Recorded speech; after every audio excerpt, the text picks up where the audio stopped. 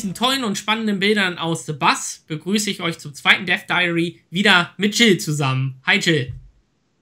Hey, hi, freut mich.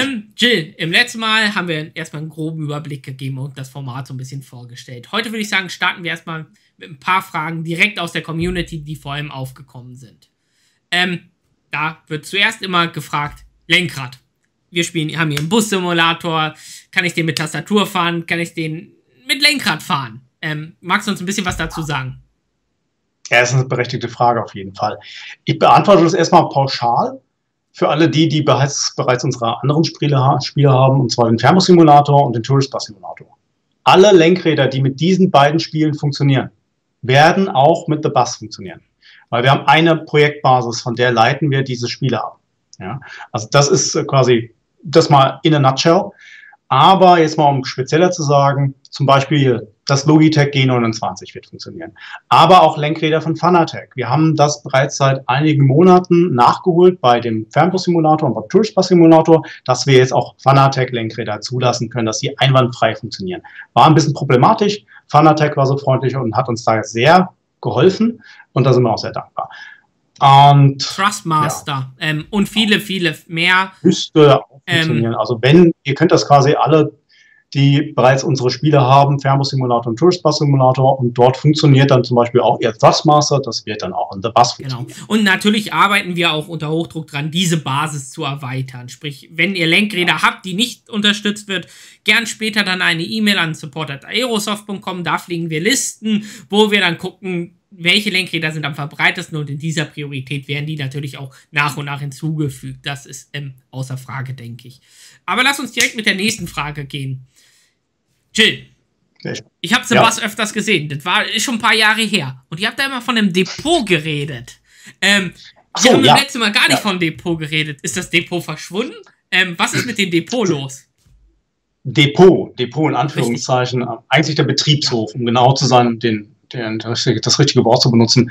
Das ist einer der Betriebshöfe von der BVG in Berlin, und zwar, um genau zu sein, der Betriebshof Indira-Gandhi-Straße. Der ist in The Bus auch ganz genau so nachgebaut, wie er zu 2018 war, beziehungsweise haben sie schon ein paar Neuerungen eingeschlichen. Aber das könnt ihr noch nicht sehen direkt zum Start, wenn er eine Linie startet, also beziehungsweise eine Kursfahrt.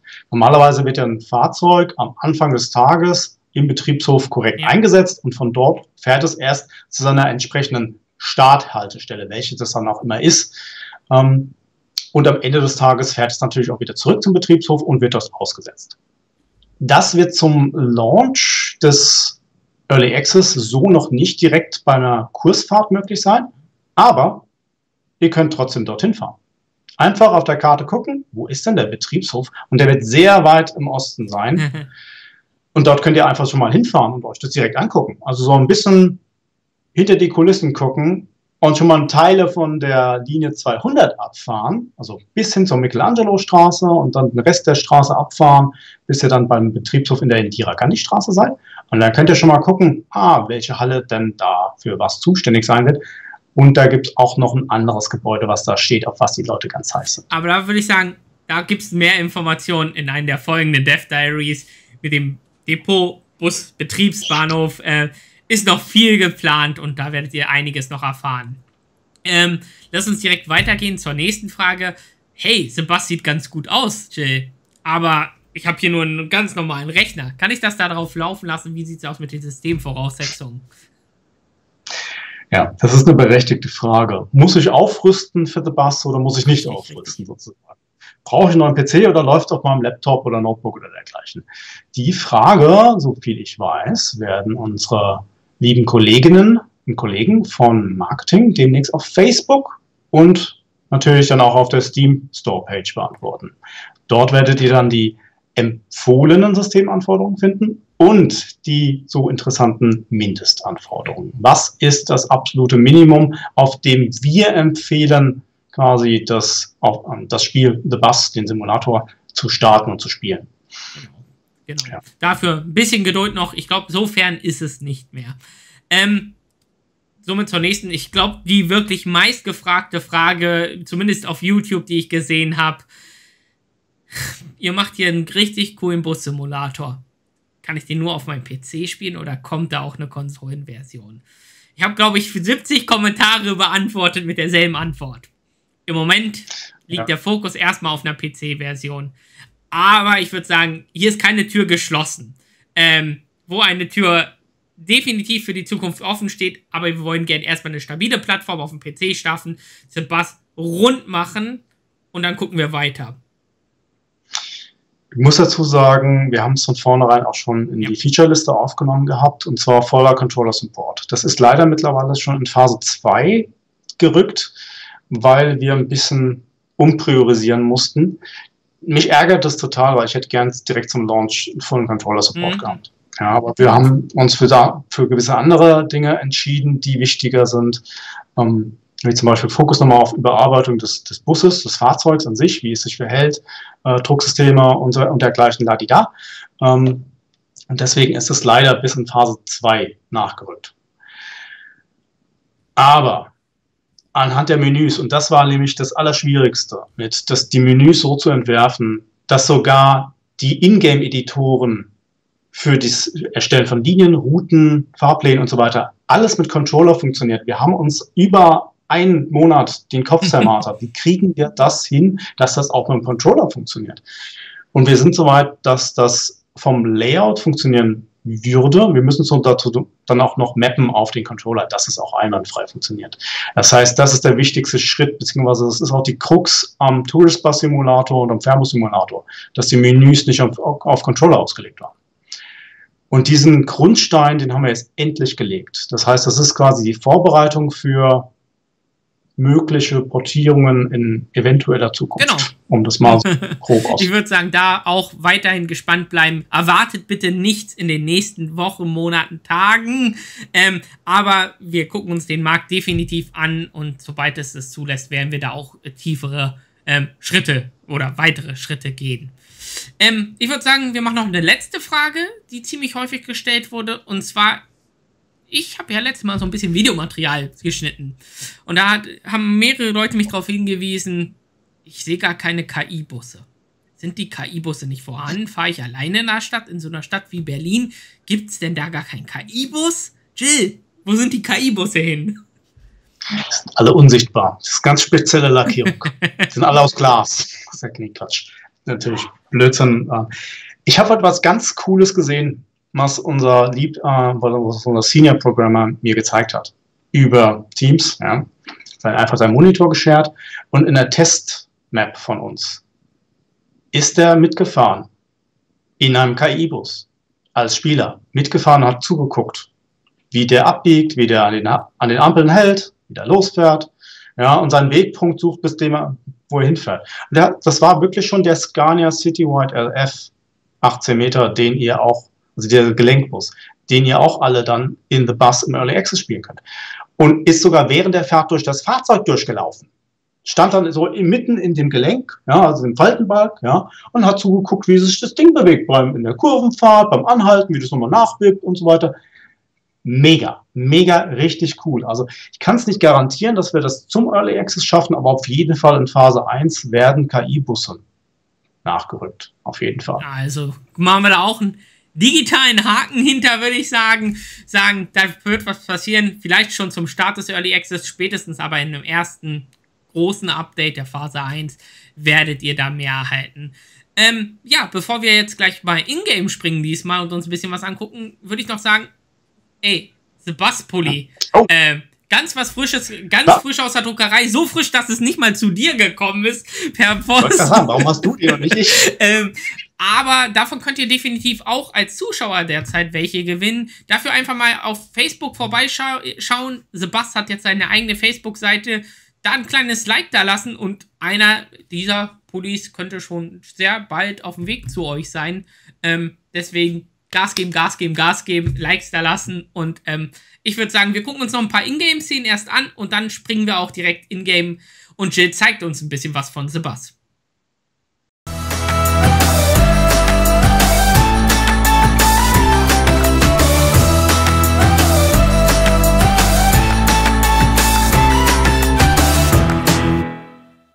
Nachdem ihr jetzt nochmal spannende Bilder gesehen habt, sind wir auch hier direkt in-game bei The Bus im Menü von Jill. Jill, du willst uns ein bisschen durchs Menü führen und uns so ein paar kleine Sachen heute erklären, gerade auch so ein bisschen auf das Erstellen der Routen, der Buslinie etc. eingehen. Genau. Ich zeige das jetzt quasi nochmal in Kurzfassung, was wir bereits schon im Video gezeigt haben. Aber relativ. Aber vielleicht erkläre ich einfach irgendwas anderes. Ihr seht, wir sind gerade im Hauptmenü. Und ich gehe jetzt einfach mit euch mal zu den Ingame-Editoren. Da seht ihr schon, eigentlich schon was vorausgegriffen. Das wird noch nicht in Phase 1 da sein, also wirklich die Schichten für Fahrer erstellen, sondern wir konzentrieren uns erstmal nur auf Linien und Routen und Fahrpläne und Kurse. Gehen wir mal da rein. Und hier haben wir, klicke mal kurz mal weiter. Genau, jetzt hat die Karte geladen. Hier sehen wir die Route TXL. Das ist jetzt die Original-TXL-Linie, richtig? Genau. Das ist jetzt quasi die alte Original-TXL-Linie. Die fängt auch nicht beim Robert-Koch-Platz an, sondern die uralte Originallinie, die noch bei Alexanderplatz, Memmarstraße haben. Das wäre also die Linie. So könnt ihr hier quasi eine Linie erstellen, bis ihr dann in Cyan die Hinroute habt und in Rot die Rückroute. Okay. Und oben habe ich auch gleich die Stops angezeigt, die Distanz und die geschätzte Fahrzeit letztendlich. Hier alles. Ihr könnt das auch umschalten. Das ist jetzt quasi die Hinroute, wie sie eigentlich auch angegeben wird, vom Flughafen bis zum Alexanderplatz. Wenn wir das jetzt mal wechseln, dann wechseln auch die Zeiten hier entsprechend. Und dann sehen wir, okay, dann brauche ich vom Alexanderplatz zum Flughafen theoretisch gesehen 32 Minuten. Perfekt. Die Werte können sich aber auch noch ändern, also alles nicht in Stein gemeißelt. So, eine Linie besteht aber aus mehreren Routen. Wie können wir die erstellen? Hier oben haben wir einen anderen Editor, das ist der Routeneditor. Und da sehen wir, das switcht immer zurück zu der 001. Das ist, glaube ich, noch eine Teststrecke. Ich muss mal ganz kurz gucken, ob ich die nicht löschen kann. Egal. Hier, TXL-Linie ausgewählt, das ist die Route 1, das ist die Masterroute quasi für hin und dann die Route 2 ist die Masterroute für zurück. Da kann man sich dann hier auch nochmal, wie man so schön sieht, nochmal Notizen hin. Kopieren, löschen etc. Ja. Alles, was ich brauche. Damit man ganz genau nochmal Anhaltspunkte hat. Wie ihr seht, habe ich hier nochmal kürzere Routen erstellt. Tegel nach Robert-Koch-Platz und Robert-Koch-Platz nach Tegel. Und auch nochmal, das sind fiktive Routen zum Impfzentrum nach Tegel. Da fährt die TXL-Route natürlich nicht hin. Das ist mittlerweile ein Shuttle. Aber wie dem auch sei. Wir sehen hier zum Beispiel bei der Route 1, hier, die überspringt bereits generell immer die Karl-Liebknecht-Straße. Ja. Und die ist erst wieder bei Route 2 dabei. Man kann hier allerdings in der Masterroute relativ wenig editieren. Ich springe mal gleich in Route 3 rein und dann sieht man, okay, hier ist bereits schon der Hauptbahnhof als wichtige Haltestelle markiert. Das macht ihr einfach mit dem Rechtsklick, Mark as Important oder Mark as Unimportant. Important ist dann das Ausrufezeichen, was bedeutet, wenn das Fahrzeug, die TXL-Linie, vom Flughafen losfährt, dann steht erstmal vorne auf der Matrix nicht Robert-Koch-Platz, sondern Hauptbahnhof. Bist du dann mal am Hauptbahnhof angekommen, schaltet es um bis zur nächsten Haltestelle nach Robert-Koch-Platz und dann quasi eine Haltestelle vor der Endhaltestelle steht dann quasi schon da, bitte nicht mehr einsteigen, ladi da. Genau, da ist also gar nicht so viel Handarbeit nötig in-game, sondern ich kann mir hier wirklich meine Matrix vorkonfigurieren und durch das Auswählen der Route letztendlich diese dann laden. Ganz genau. Man könnte theoretisch auch mehrere Haltestellen als wichtig markieren, das ginge auch und es wechselt dann immer entsprechend. Ihr seht, ihr könnt die Haltezeiten noch editieren, wie lange man an der Haltestelle warten kann, beziehungsweise werden das auch noch hinzufügen, dass die Fahrzeit zu der nächsten Haltestelle editierbar ist. Es kann zum Early Access passieren oder während des Early Access. Jetzt garantiert passieren, weil es schon wichtig ist. So, jetzt haben wir eine Linie, jetzt haben wir Routen. Aus denen macht man Fahrpläne. Genau. Ich will ja. Und so sieht ein fertiger Fahrplan aus. Und zwar in dem Fall, weil wir ja Berlin haben, das ist eine Stadt in Deutschland. Das heißt, in Berlin ist auch der reguläre Fahrplan von Montag bis Freitag.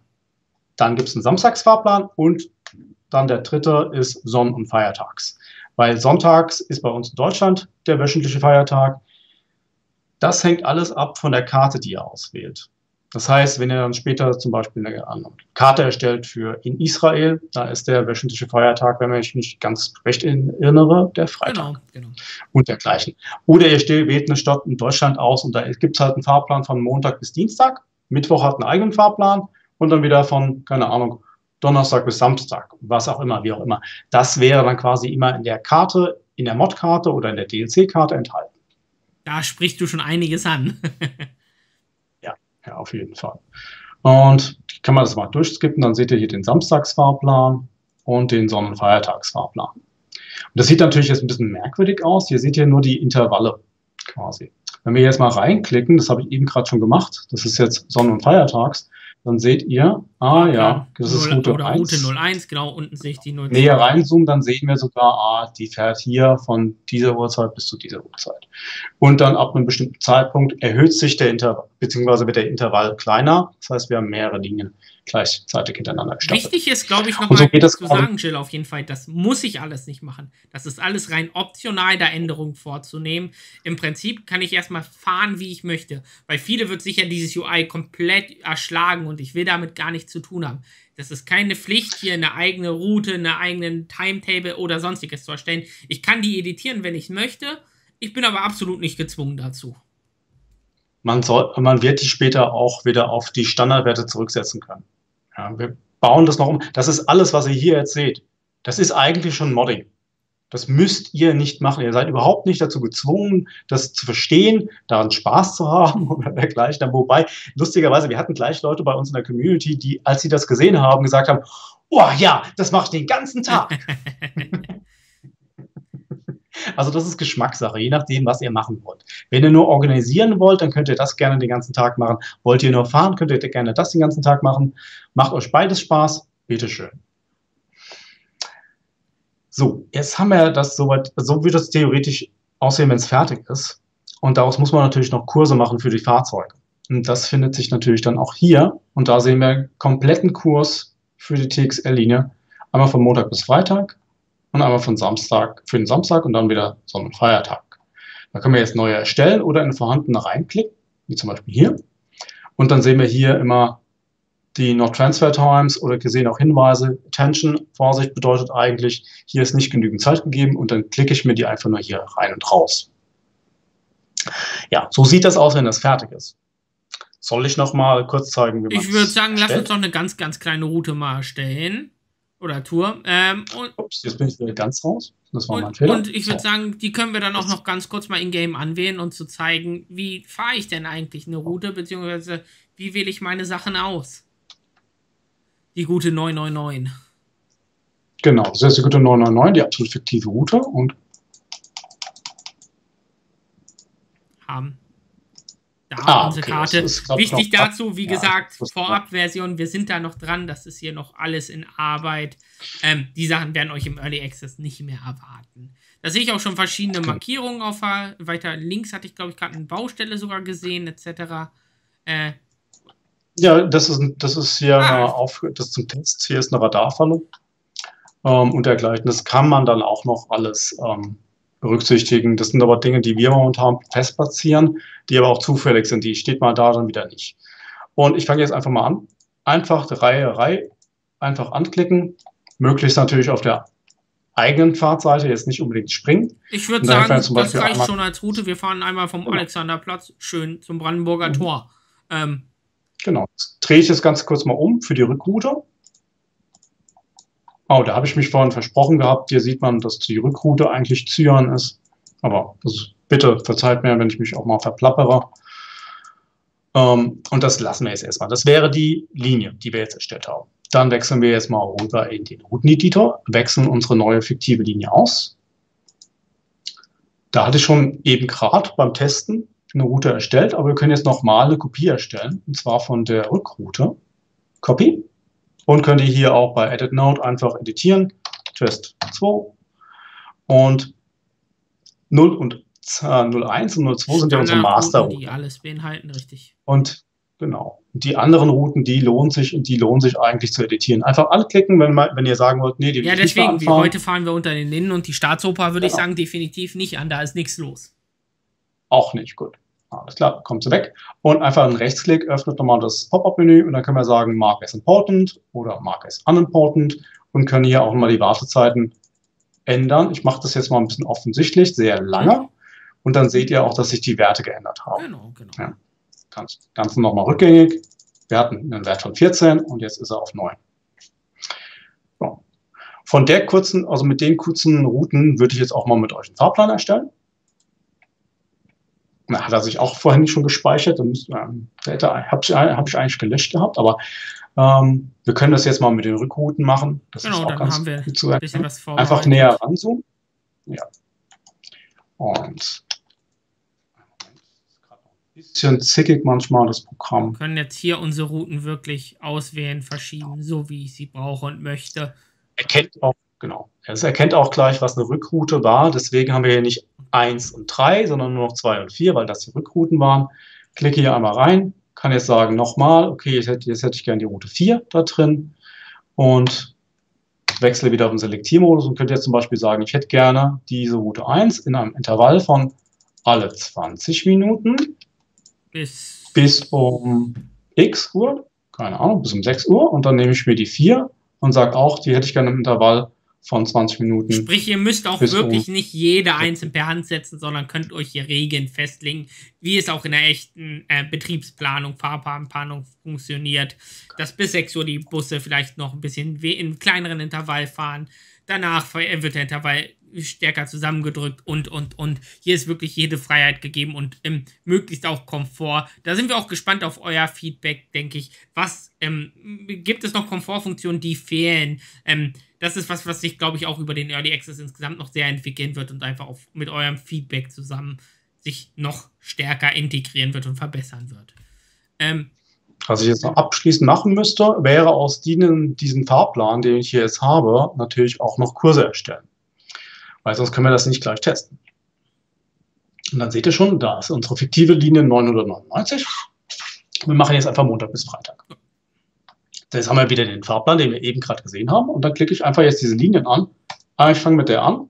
Jetzt kann ich natürlich nicht zur selben Zeit die Rückroute wählen. Die ist jetzt schon quasi durchsichtiger. Ich kann jetzt noch diese anwählen und dann geht es eigentlich nur noch klicken, klicken, klicken. Und ihr seht hier unten schon, kriege ich eine Warnung eigentlich. Das würde nicht ausreichen, um die Tour ordentlich zu wechseln.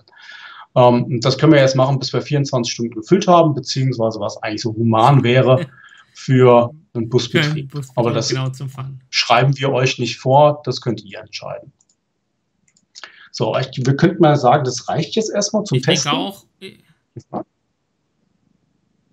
Wir würden jetzt einfach mal ins Spiel wechseln und uns das direkt gleich angucken. Genau. So fehlerhaft die natürlich auch ist. Gehen wir jetzt einfach auf Freeplay und wechseln hier auf Linie und Tour, beziehungsweise Kurs. Da oben begrüßt uns schon unsere 999. Tour ist not found. Ein Moment, das liegt wahrscheinlich an dem Wochen.